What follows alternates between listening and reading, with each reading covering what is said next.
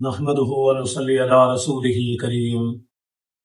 اما بعد فاعوذ بالله من الشيطان الرجيم بسم الله الرحمن الرحيم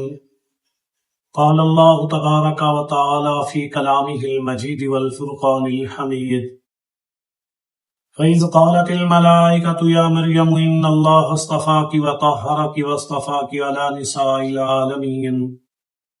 یا مریم اقنتی لربک واسجدی وارکعی مع الراکعین ذالک من انباء الغیب نوحیہ الیک وما کنت لدیہم اذ یلقون اقلامہم ایہم یکفل مریم وما کنت لدیہم اذ یختصمون صدق اللہ العظیم۔ میرے واجب الاحترام خواتین و حضرات، ارشاد باری تعالی ہے اذ قالت الملائکۃ، جب کہا مریم علیہ السلام سے فرشتے نے، یا مریم ان اللہ اصطفاکی وطہرکی، اے مریم بے شک اللہ تعالیٰ نے آپ کو چن لیا ہے اور آپ کو پاک کر لیا ہے، پاکیزہ بنا دیا ہے۔ وَاصْطَفَاكِ عَلَىٰ نِسَاءِ الْعَالَمِينَ، آپ کو چن لیا ہے جہان والوں کی عورتوں پر۔ اس آیت کے اندر اللہ رب العالمین یہ فرما رہے ہیں حضرت مریم علیہ السلام کے پاس حضرت جبرائیل علیہ السلام کی قیادت میں، سرپرستی میں فرشتوں کی ایک جماعت آئی، جن میں کلام سیدنا جبرائیل علیہ السلام نے کیا اور کہنے لگے کہ اے مریم، اللہ نے آپ کو پاک بنایا ہے اور آپ کو منتخب کر لیا ہے، اور انتخاب بھی ایسا کر لیا ہے کہ اس جہان میں اس دور اور زمانے کی عورتوں پر آپ کو فوقیت عطا کر دی ہے، آپ کو ان پر مقام شرف فضیلت عطا کر دی ہے، آپ کو ان میں سے بلند مقام عطا کر دیا، ان میں سے چن لیا ہے۔ اب اس کے لیے آپ کو چاہیے یا مریم اقنتی لربک، اے مریم آپ اطاعت کریں، پیروی کریں اپنے رب کی، اپنے رب کے سامنے جھک جائیں، اطاعت کریں، واسجدی سجدہ کرے، وارکعی مع الراکعین رکوع کریں، رکوع کرنے والوں کے ساتھ،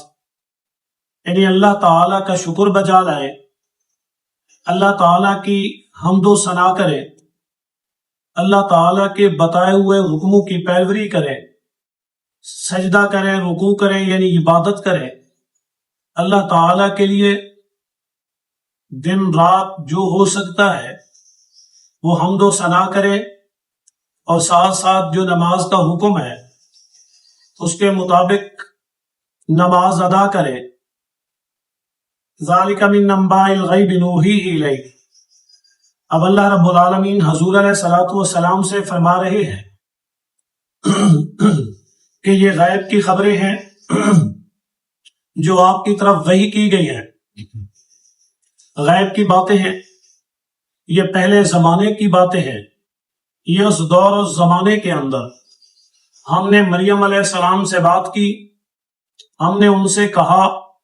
ان کے ساتھ جو معاملہ پیش آیا یہ آپ کو وحی کے ذریعے بتایا ہے۔ وما کنت لدیہم، حالانکہ آپ اس وقت موجود نہیں تھے، آپ ان لوگوں کے پاس نہیں تھے، اذ یلقون کلامہم،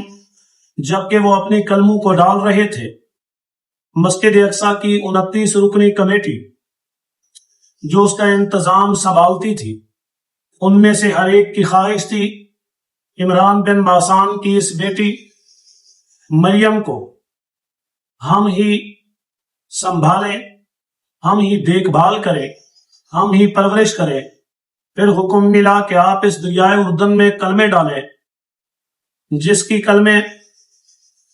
چل پڑی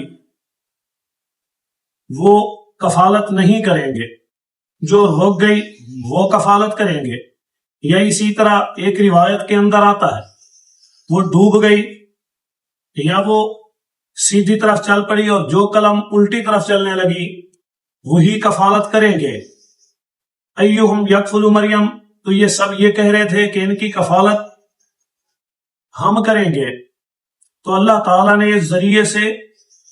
کفالت کی ذمہ داری زکریا علیہ السلام کو دی. ان کی قلم ان شرائط پر پوری اتری جو کہ اللہ کا حکم تھا، اللہ تعالیٰ کا معجزہ تھا، اللہ تعالیٰ نے دکھایا